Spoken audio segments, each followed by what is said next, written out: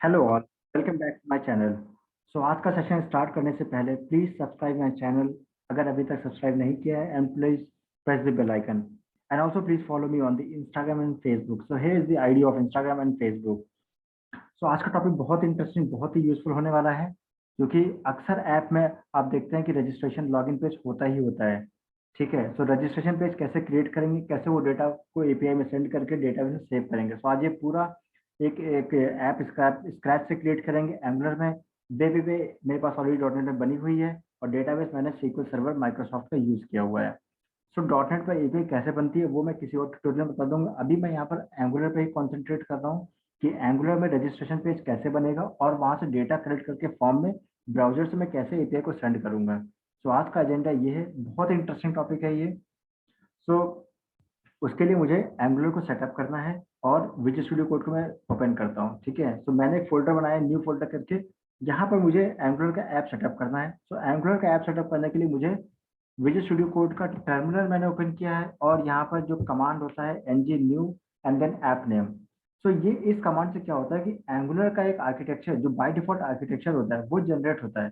लेकिन उससे पहले भी मुझे एंगुलर अगर मुझे एक फ्रेश मशीन पर सेटअप करना है तो उसके लिए क्या क्या रिक्वायरमेंट है, कौन सा एक्स्ट्रा सॉफ्टवेयर की रिक्वायरमेंट है, उसका मैंने एक अलग से ट्यूटोरियल बना रखा है, वो उसका मैं लिंक शेयर कर दूंगा। सो अभी मैं यहाँ से ये बताने वाला हूँ कि एंगुलर की ऐप क्रिएट कैसे करते हैं और उसमें रजिस्ट्रेशन पेज कैसे क्रिएट करेंगे। So let's run the command ng new, और इसका मैं नाम तक देता हूँ रजिस्ट्रेशन। ठीक है, तो जैसे मैं प्रेस एंटर करूंगा ये मुझसे कुछ कॉन्फ़िगरेशन के बारे में पूछेगा कि मुझे क्या क्या चाहिए बाय डिफॉल्ट।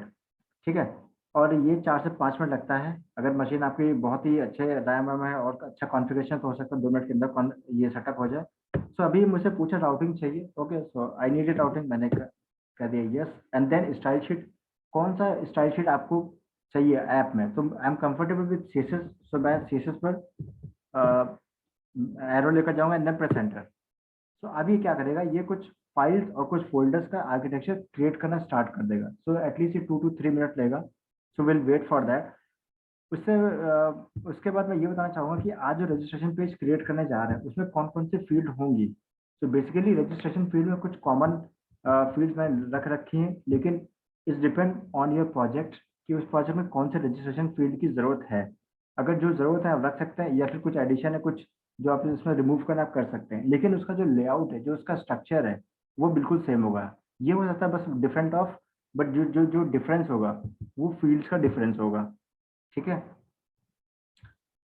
और हम ये रजिस्ट्रेशन पेज क्रिएट कैसे करेंगे, बूटस्ट्रैप से। तो मुझे पता है कि बूटस्ट्रैप किस लिए यूज करते हैं। बूटस्ट्रैप यूज करते हैं बेसिकली फॉर डिजाइनिंग पर्पस, कि आपका जो बटन है वो किस कलर का दिखना चाहिए, कितना साइज का होना चाहिए। ठीक है, ये ऑटोमेटिकली बूटस्ट्रैप की फीचर्स लिखी हुई हैं, एंड जस्ट वो अपने एंगुलर ऐप में इंटीग्रेट करना है और वो ऑटोमेटिकली इम्प्लीमेंट हो जाती हैं। जैसे कि ये बीटीएन हाइफन प्राइमरी, जैसे मैं लिखूंगा ये ब्लू कलर का बटन जनरेट हो जाएगा, उसका जो भी आपको नाम रखना आप नाम रख सकते हैं। ठीक है, तो इस तरीके से ये होता है यूज। तो मैं इसको बताऊंगा कि आप बूटस्ट्रैप कैसे ऐड करेंगे एंगुलर की ऐप में, और कैसे आप ये सारी चीजें कर सकते हैं वेरी इजीली। ठीक है, सो मैं इसको वेट कर लेता हूँ तब तक जब तक ये कॉन्फ़िगरेशन कंप्लीट नहीं होता है। So let's wait for that. So basically files and folder create कर दिया है बाय डिफॉल्ट। तो उसको मैं एक अपर मतलब एक बेसिक चीज समझा देता हूँ कि इसमें वो फाइल्स एंड फोल्डर्स होते क्या क्या चीज़ है एक अपर लेवल में, और उसको डीपली मैं समझाया किसी एक ट्यूटोरियल में, उसका लिंक शेयर कर दूंगा। So node dot modules, node underscore modules में क्या होता है, इसके अंदर बहुत सारी फाइल्स एंड फोल्डर्स होते हैं जो कि आप as a third party use करते हैं। ठीक है, जिसमें हो सकता है इतनी सारी जो फाइल्स क्रिएट होती है, हो सकता है आप सारी ना यूज करें, लेकिन कुछ यूज कर सकते हैं, और कुछ यूज होती भी एक्चुअली में। एंड देन एसआरसी है, एसआरसी के अंदर आपका एक्चुअल में एक आर्किटेक्चर होता है जो कि यूज करते हैं, जो कि यूज होता है एक्चुअल प्रोग्रामिंग में, कि इन्वायरमेंट फोल्डर होता है। इन्वायरमेंट फोल्डर होता है कि आप किस इन्वायरमेंट में एक्चुअल में ऐप को रन कर रहे हैं। जैसे कि मैं अभी लोकल मशीन पर रन कर रहा हूँ तो मेरा लोकल होस्ट हो गया, एक्टिवे प्रॉड यूएटी, ये सारे इन्वायरमेंट होते हैं। ठीक है, लाइफ को प्रॉड बोलते हैं। एक एसेट्स फोल्डर होता है, इसमें हम क्या करते हैं कि स्टैटिक फाइल्स रखते हैं। ठीक है, एसेट्स के अंदर अगर आप देखोगे जाके तो अभी कुछ नहीं है, लेकिन जैसे कि कुछ इमेजेस हैं, फाइल्स हैं, तो यहाँ पे रख सकते हैं एसेट्स के अंदर। ऐप होता है, ऐप के अंदर बेसिकली आपका कोडिंग का जो जो भी फाइल्स हैं जिसमें आप कोड करते हो एक्चुअल में, तो उसका एक आर्किटेक्चर होता है। ठीक है। सो हम जो कोड करने वाले हैं वो कंपोनेंट्स के अंदर ही मतलब app dot component dot HTML पे कोड करेंगे। एचटीएमएल जैसे कि एक्सटेंशन से ही पता चल रहा है यहाँ पे डिजाइन होगा, ठीक है। सीएसएस में उस उस लेआउट को या उस डिजाइन को डिजाइन करने के लिए जो कि हमें सीएसएस की जरूरत है वो सीएसएस हम कंपोनेंट डॉट सीएसएस में लिखेंगे। डॉट टीएस, टीएस में जो कि क्या हम टाइप स्क्रिप्ट का कोड लिखेंगे, जो लॉजिक होता है वो हम यहाँ पर लिखेंगे, ठीक है। और ये सारी फाइल आपस में अटैच होती हैं। एंड लेट्स स्टार्ट कि मैं इसको एक ऐप को रन करता हूँ। npm start। तो जैसे ही मैं npm स्टार्ट करूंगा ये ऐप को कंपाइल करेगा एंड देन हम ब्राउजर पे चेक कर सकते हैं कि इसका आउटपुट क्या है या ब्राउजर पे कैसा दिख रहा है। So let's wait until app is compiling. तो 30 सेकंड मैक्स टू मैक्स लेता है। अगर कुछ एरर है, आपकी ऐप में कोई सिंटैक्स एरर है तो वो आपको सिंटैक्स एरर डिस्प्ले कर देगा बिफोर रनिंग द ऐप। तो आपको कंपाइल करने के बाद ही वो आपको एरर शो कर देगा। तो मैं इसको फर्स्ट टाइम रन कर रहा हूँ तो इस वजह से कुछ टाइम लग रहा है, लेकिन एक बार जब आपका ये कंपाइल हो जाता है तो उसके बाद ये बहुत कम सेकंड में आउटपुट दिखाने लगता है, मतलब विद इन 2 और 3 सेकंड्स में आपका आउटपुट शो होने लगता है ब्राउजर में।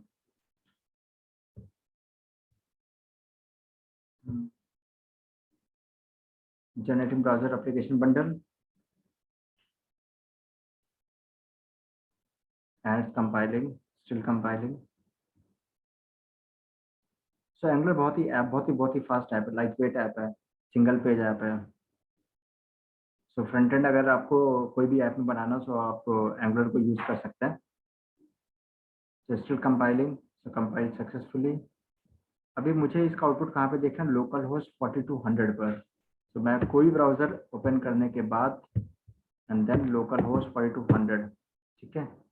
फिर डिफॉल्ट एक एचटीएमएल लिखा हुआ है app dot component dot HTML पे, वही मुझे यहाँ पे दिख रहा है।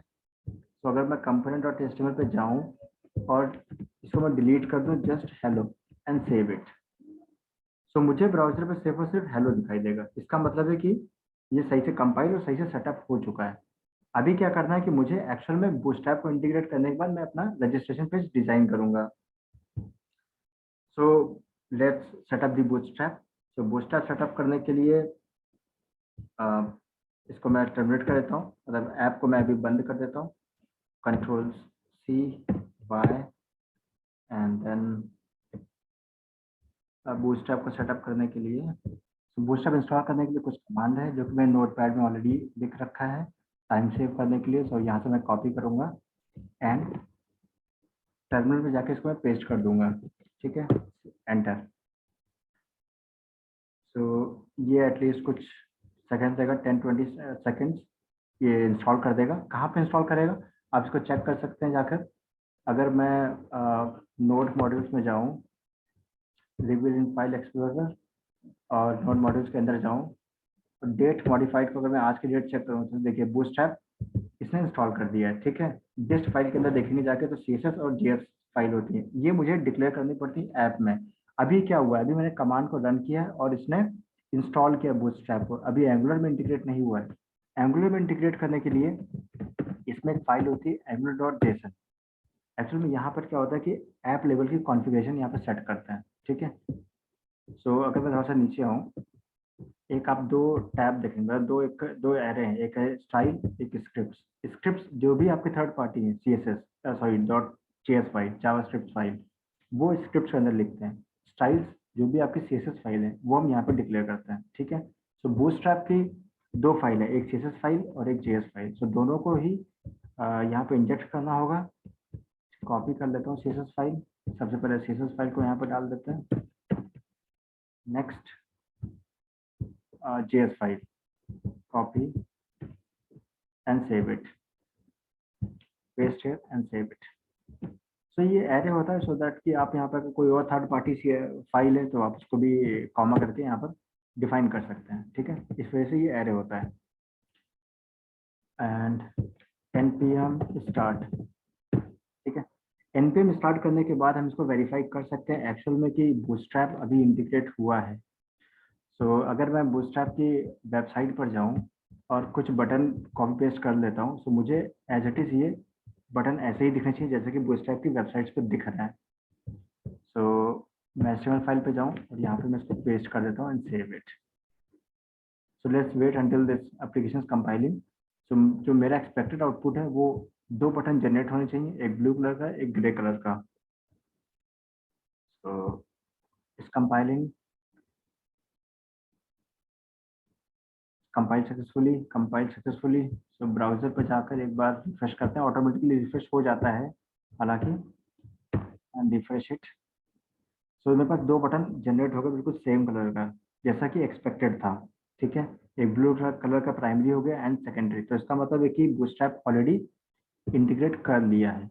अब जैसे कि हमने इस सेशन के स्टार्टिंग में डिस्कस किया था कि हम रजिस्ट्रेशन फॉर्म क्रिएट करने जा रहे हैं। तो रजिस्ट्रेशन फॉर्म क्रिएट करने के लिए ये सारी फील्ड्स की ज़रूरत है। सो एक काम करते हैं, ऑलरेडी इस एक डिव क्रिएट करते हैं। तो डिव के अंदर ये सारी फील्ड्स क्रिएट करना स्टार्ट करते हैं एंड देन स्पैन लेते हैं। स्पैन के अंदर मैं लेबर का नाम डाल दूंगा, ठीक है, फुल नेम। एंड देन ये हमारी सारे फील्ड्स इनपुट बॉक्स है, मतलब टेक्स्ट बॉक्स है। तो मुझे यहाँ पे टेक्स्ट बॉक्स लिखना है HTML का। तो टाइप टेक्स्ट, ठीक है, नेम मैं डाल देता हूँ यहाँ पर नेम, ठीक है। इसको मैं क्लोज कर देता हूँ एंड सेव इट। सो अभी बिल्कुल ये बेसिकली HTML का कोड है। अगर मैं ब्राउजर पे जाके देखूँ तो मुझे बहुत ही सिंपल एक टेक्स्ट बॉक्स दिखाई देगा। लेकिन जैसे कि मैंने बूटस्ट्रैप यूज किया है तो अभी इस टेक्स्ट बॉक्स पर कहीं पर भी बूटस्ट्रैप की CSS नहीं इम्प्लीमेंट हुई है। सो उसके लिए बूटस्ट्रैप की CSS होती है क्लास फॉर्म हाइफन कंट्रोल, ठीक है, save it. So form hyphen control देखेंगे जाके तो एक बूटस्ट्रैप की CSS इम्प्लीमेंट हो जाएगी इस टेक्स्ट बॉक्स पर, और ये टेक्स्ट बॉक्स पूरे ब्राउजर पर दिख रहा है। सो मुझे इसको थोड़ा सा और CSS इम्प्लीमेंट करनी है ताकि ये इतना बड़ा सा ना दिखाई दे। तो अगर मैं इसमें जाऊँ फॉर्म्स इनपुट ग्रुप्स में तो मुझे यहाँ से CSS मिल जाएंगे। तो मैं कॉपी पेस्ट कर सकता हूँ, ठीक है। तो ये ऑलरेडी CSS बूटस्ट्रैप में बनी हुई है, बस यहाँ से कॉपी पेस्ट करना है। डिफ पे अगर मैं इसको पुट कर दूँ ये CSS, copy and paste, save it. तो आप देखोगे इसका साइज कम हो जाएगा, ये फुल विथ नहीं है, ठीक है। तो इसने अपना साइज ऑटोमेटिकली कम हो गया। सो हम यही साइज फॉलो करेंगे सारे टेक्स्ट बॉक्स के लिए। सो मैं इसको कॉपी कर देता हूँ एंड पेस्ट इट। कितने पेस्ट करना है, अपने पास 6 फील्ड हैं, 3 3 6 3 4 5 and then 6. So let's rename all the span. So field है पास email ID, इसको मैं चेंज कर देता हूँ email। नेक्स्ट है मोबाइल नंबर, तो ये मैं डाल देता हूँ मोबाइल नंबर। नेम को मैं चेंज कर देता हूँ number. So see the name property of a text box should be unique. So जैसे कि मैं एंगुलर में 2 चीज़ें होती है, एक होता है रिएक्टिव फॉर्म, एक होता है टेम्पलेट फॉर्म। सो हम यहाँ पर टेम्पलेट ड्रिवन फॉर्म क्रिएट कर रहे हैं जो कि with the help of NG model. So reactive भी हम देखेंगे किसी नेक्स्ट ट्यूटोरियल में। मोबाइल नंबर हो गया, मोबाइल नंबर के बाद कौन सी फील्ड है, address city pin code. So address and name should change to address city, okay, sorry, control Z, city and then last pin code, ठीक है। इसका भी नाम मैं चेंज कर देता हूँ पिन कोड, सेव इट। तो जैसे मैंने बताया कि यहाँ पे 2 चीजें, दो तरीके से फॉर्म क्रिएट होती है Angular. One is reactive, the second one is template form, जिसको कि मैं NG मॉडल का यूज करके फॉर्म क्रिएट करेंगे। So NG model is kind of property binding, is a 2-way binding. So अगर मैं यहाँ पर NG मॉडल लिखते कैसे हैं, large bracket then small bracket, इसके अंदर NG मॉडल, और यहाँ पर जो भी फील्ड डिक्लेयर करेंगे। तो ये रजिस्ट्रेशन फील्ड है और सारी प्रॉपर्टीज मेरे किसी ऑब्जेक्ट से अटैच होंगी। तो उसके लिए क्या है, ये लॉजिकली होता है, ये सारी फील्ड्स हैं, मैं इसको किसी ऑब्जेक्ट के अंदर रिलेट करूंगा, मतलब ऑब्जेक्ट के अंदर इसको मैं अटैच कर दूंगा। सो मैं एक ऑब्जेक्ट क्रिएट कर लेता हूँ, रजिस्ट्रेशन ऑफ एनी, ठीक है। अब मैं इस एनी के अंदर ये मैं कॉपी कर लेता हूँ रजिस्ट्रेशन, ये सेव, एंड देन जो भी फील्ड्स होंगी वो रजिस्ट्रेशन डॉट करके ही हम यहाँ पे डिफाइन करेंगे, ठीक है। रजिस्ट्रेशन डॉट फुल नेम, तो जैसे मैं सेव करूंगा तो मुझे एक एरर दिखाई देगी, ठीक है। क्यों? आप एरर देखिए, can't bind model since it is unknown property. इसका मतलब ये है कि जो एनजी मॉडल लिखा है वो इनपुट बॉक्स समझ नहीं पा रहा कि एनजी मॉडल है क्या, बाकी सब कुछ समझ गया, type, name, class, except this property. क्यों? क्योंकि यहाँ पर मैंने मॉड्यूल टीएस फाइल में मैं जाऊँ तो मैंने यहाँ पर फॉर्म मॉड्यूल को इंजेक्ट नहीं किया है, इस वजह से। तो अगर मैं इंपोर्ट करूँ फ्रॉम एंगुलर/फॉर्म्स और ये हो गया फॉर्म मॉड्यूल। तो ये सारी चीज़ें बेसिकली होती हैं जब आप कोडिंग करते हो, तो ये चीज़ें याद रहना चाहिए, अदरवाइज आपके पास एरर हमेशा ये थ्रो करेगी ऐप। Save it. तो जैसे मैं सेव करूँगा तो ये एरर डिसअपेयर हो जाना चाहिए। इस टाइम कोई एरर नहीं, क्योंकि यहाँ पे फॉर्म मॉड्यूल को इंजेक्ट करना इज वेरी इंपॉर्टेंट अगर आप एनजी मॉडल का यूज कर रहे हैं, ठीक है। सो इसी तरीके से मैं सारी प्रॉपर्टीज में एनजी मॉडल को डिफाइन कर देता हूँ। Copy and paste it, paste here and here and here as the last text box. So this one is full name, now this one is email. So एक चीज और ध्यान देने की जरूरत है, आपके पास जब भी आप कोई भी एपीआई कॉल करते हैं, गेट की या पोस्ट की, अगर उसमें कोई पैरामीटर सप्लाई करना है या फिर कोई डेटा को सप्लाई करना है एपीआई पे, तो आपको पैरामीटर पहले से पता होता है। ऐसा नहीं होता है कि एपीआई में मैंने फुल नेम लिख रखा है कैपिटल से या फिर फुल नेम को लिख रखा है मान लीजिए नेम। तो अगर मैं यहाँ से फुल नेम में भेजूंगा तो उसको वहां पर मैप नहीं कर पाएगा। So property name has to be same with the API. तो अगर मैं रजिस्ट्रेशन कंट्रोलर को ओपन करूं, जो कि यहाँ पर मेरी एक्चुअल में एपीआई है रजिस्ट्रेशन वाली, तो एक बार मैं वहां से कॉपी पेस्ट कर लेता हूँ प्रॉपर्टीज, ठीक है, सो दैट कि हमारी जो प्रॉपर्टीज है वो मैप हो जाए और डेटा मुझे एपीआई पर मिल सके, जैसे कि फुल नेम है, ठीक है। तो ये एग्जैक्ट सेम ही होना चाहिए, ये कोई याद रखने की जरूरत नहीं है, ऐसा कुछ नहीं होता है। अगर जो भी जब भी एपीआई आपको कॉल करना है तो आपको पता ही होगा, इसमें कोई रॉकेट साइंस नहीं है, ठीक है। कॉपी एंड मोबाइल को मैं कॉपी कर देता हूँ and paste M small, mail ID copy कर लेता हूँ and then M small. So ये सारी चीज़ें मैं एक बार कॉपी पेस्ट कर लूँ सारे टेक्स्ट बॉक्स में। Okay, already I think copied है, ठीक है। सो ये हो गया मेरे पास मोबाइल। पासवर्ड छोड़ देते हैं, पासवर्ड तो मैंने कुछ और लिख रखा है ऐसे ही। लैंडमार्क एड्रेस, एड्रेस में डाल देता हूँ, ठीक है। And then pin code and then city, ठीक है, सिटी। और अभी मैंने सेव कर दिया। सेव करने के बाद मैं देखता हूँ ब्राउजर पर ये सारी फील्ड्स मुझे यहाँ पे दिखनी चाहिए, ठीक है। अभी बस यहाँ पर एक चीज़ की और कमी है, बटन। जब बटन पे क्लिक करेंगे तभी मैं एपीआई को कॉल कर पाऊंगा। सो उसके लिए मुझे यहाँ पे बटन को जनरेट करना है, और बटन को जनरेट करने के लिए मैं as it is copy paste कर लेता हूँ इसका प्राइमरी, बूटस्ट्रैप का मुझे प्राइमरी बटन चाहिए, ठीक है। So let me go to the here and button. तो जो प्राइमरी सेक्शन है मैं वो चीज़ कॉपी कर लेता हूँ, ब्लू कलर का मुझे बटन चाहिए, कॉपी एंड पेस्ट इट, और इसका मैं नाम चेंज कर देता हूँ सेव। अच्छा, बटन तो क्रिएट हो जाएगा, इसको मैं सेव करूँ तो मुझे ब्राउजर पर बटन दिखने लगेगा, लेकिन मुझे इसका क्लिक इवेंट, अगर मैं क्लिक करूँगा तो कौन सा फंक्शन कॉल होगा, तो मुझे इसका एक क्लिक इवेंट अटैच करना है। So small bracket click and function का नाम, ठीक है, सॉरी, फंक्शन का नाम, और ये फंक्शन टीएस फाइल पे होना चाहिए, अदरवाइज आपको एरर थ्रो कर देगा तुरंत जैसे ही आप सेव करते हो। सो सेव। अब मैं अगर इसको कंसोल डॉट लॉग करूँ इस रजिस्ट्रेशन को, सॉरी दिस डॉट रजिस्ट्रेशन, तो मुझे सारी वैल्यूज कंसोल में दिखे जाएंगी।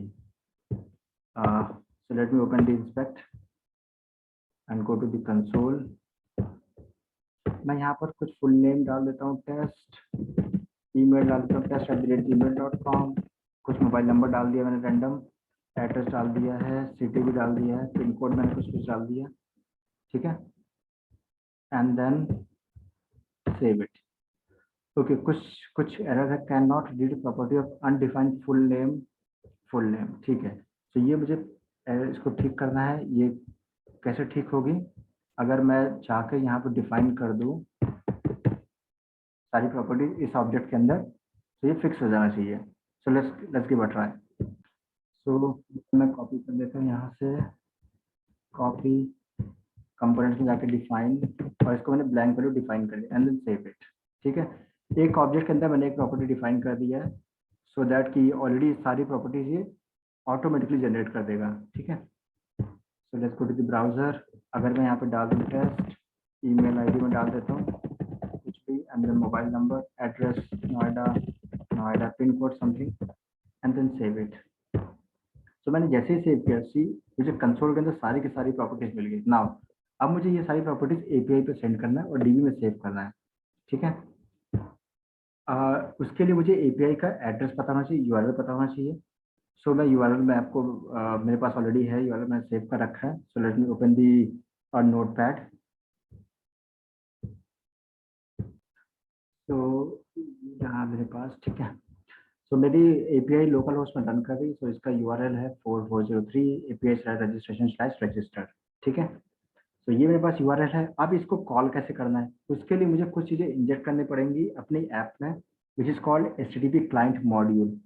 इससे क्या होगा, मैं कोई भी गेट और पोस्ट की एपीआई कॉल कर सकता हूँ। तो उसके लिए मुझे क्या करना पड़ेगा, इंपोर्ट, सबसे पहले मैं module.ts फाइल इंपोर्ट करूंगा, मॉड्यूल को, एंड देन उसका इंस्टेंस क्रिएट करेंगे अपनी कंपोनेंट टीएस फाइल में।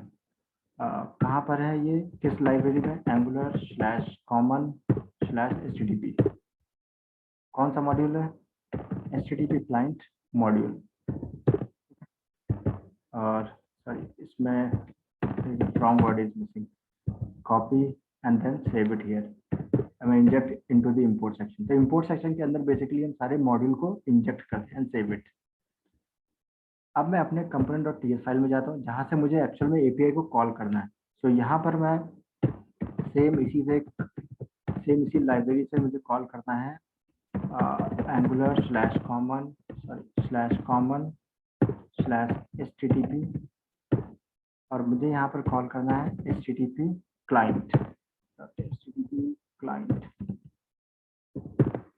और उसका मुझे इंस्टेंस बनाना पड़ेगा कंस्ट्रक्टर में। सो यहाँ पर कोई कंस्ट्रक्टर है नहीं, तो मैं इसको कंस्ट्रक्टर एक बनाता हूँ यहाँ पर, and inside this constructor let me take this private HTTP and HTTP client. So इस तरीके से मैंने इसका एक इंस्टेंस का नाम बनाया HTTP। ठीक है, सो नाउ अभी एकदम रेडी है एपीआई कॉल करने के लिए। सो इंस्टेंस नेम कहाँ पे कॉल करना है, बटन क्लिक पे। So instant name dot, sorry, this keyword is important. ठीक है, this.http डॉट पोस्ट, देन यहाँ पर क्या डिफाइन करते हैं, एनी मीन्स व्हाट, की एपीआई का रिस्पॉन्स क्या है। एपीआई का रिस्पॉन्स बूलियन, स्ट्रिंग, इंटीजर, कोई ऑब्जेक्ट, एरे, कुछ भी हो सकता है। तो मैंने यहाँ पर सीधे सीधे इंटीजर, सीधे सीधे एनी डिफाइन कर दिया, तो कुछ भी होगा वो ऑलरेडी मुझे मिल जाएगा।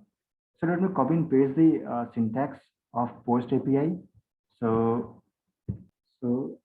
just remove this and paste it here. So इस तरीके से क्या है कि मैंने अपने API को कॉल कर दिया, एक्स्ट्रा ब्रैकेट लगा कर दी, जैसे रिमूव इट। तो API का URL, ठीक है, एंड देन ये डेटा है, कौन सा डेटा है, रजिस्ट्रेशन का डेटा है, और मैंने API को इसको पास कर दिया है। ठीक है, कहाँ पर, बॉडी में पोस्ट है, एंड देन सब्सक्राइब के बाद क्या है कि जो कि रिस्पॉन्स वाला एपीआई से आएगा वो मुझे यहाँ पर डेटा के अंदर मिल जाएगा आफ्टर सब्सक्राइब। ठीक है, एंड लेट्स सेव इट। इसको मैं चेक करता हूँ एपीआई में जाकर। सो सबसे पहले क्या करें, ब्राउजर पर जाकर and fill this values, number, address, city, pin code, something, save it. तो एपीआई में, हाँ ठीक है, एपीआई में डीबगर आ गया मेरा। ठीक है, अब ये कुछ एरर दे रहा है, मे बी ये एरर दे रहा है क्योंकि मैंने कुछ चीजें ऐसे भेजी नहीं है। लेकिन अगर मैं जाकर देखूँ इस रजिस्ट्रेशन ऑब्जेक्ट में, तो सारी वो चीजें यहाँ पे जा रही जो जो मैंने भेज रखी हैं, ठीक है, एक्सेप्ट दैट पिन कोड। तो पिन कोड मैं भी चेक कर लेता हूँ क्यों नहीं जा रहा है, क्योंकि हो सकता है कि यहाँ पर इसका जो जो नेम है दैट इज रॉन्ग। सो मैं यहाँ पे ये चीज ठीक करनी पड़ेगी। Copy this property name. तो जैसे मैंने आपको शुरुआत में बताया था कि एपीआई का नाम, जो एपीआई के अंदर प्रॉपर्टीज हैं, वो आपके फ्रंट एंड की प्रॉपर्टी से बिल्कुल सेम होनी चाहिए, तभी डेटा ट्रैवल करेगा आपका front end to back end, otherwise नहीं करेगा। ठीक है, so save it here, paste it. So आप यहाँ पे देख सकते हो यूजर रजिस्ट्रेशन के अंदर डेटा मेरा पूरा का पूरा चला गया। ठीक है, अभी कुछ एरर हो सकता है एपीआई पे, वो तो हम बाद में फिक्स कर लेंगे, लेकिन इन दिस वे कि आप एक रजिस्ट्रेशन पेज बनाकर और एपीआई को डेटा सप्लाई कर सकते हैं। ठीक है, और वहां से जो भी आपका आउटपुट आएगा, अगर मैं इसको रन कर देता हूँ, so most probably I will get some output, not in success but in error. ठीक है, so okay cross। so इस तरीके से क्या है कि एक रजिस्ट्रेशन पेज रेडी हो गया with the help of bootstrap, और मैं अपनी एपीआई को कॉल कर पा रहा हूँ और मैं डेटा सेंड कर पा रहा हूँ। ठीक है, with the help of NG model. तो हम किसी और ट्यूटोरियल में देख लेंगे कि रिएक्टिव की हेल्प से हम कैसे फॉर्म, रजिस्ट्रेशन फॉर्म क्रिएट करेंगे और एपीआई को कॉल करते हैं। गेट और पोस्ट दोनों एपीआई कॉल करेंगे with the help of reactive. So that's all for this session. If you have any question regarding like how to create the registration page, if you're stuck while creating the registration page, let me know. I will help you definitely. And please follow me on the Instagram and Facebook, and please subscribe this channel if you have not yet subscribed, and please press the bell icon. Thank you so much.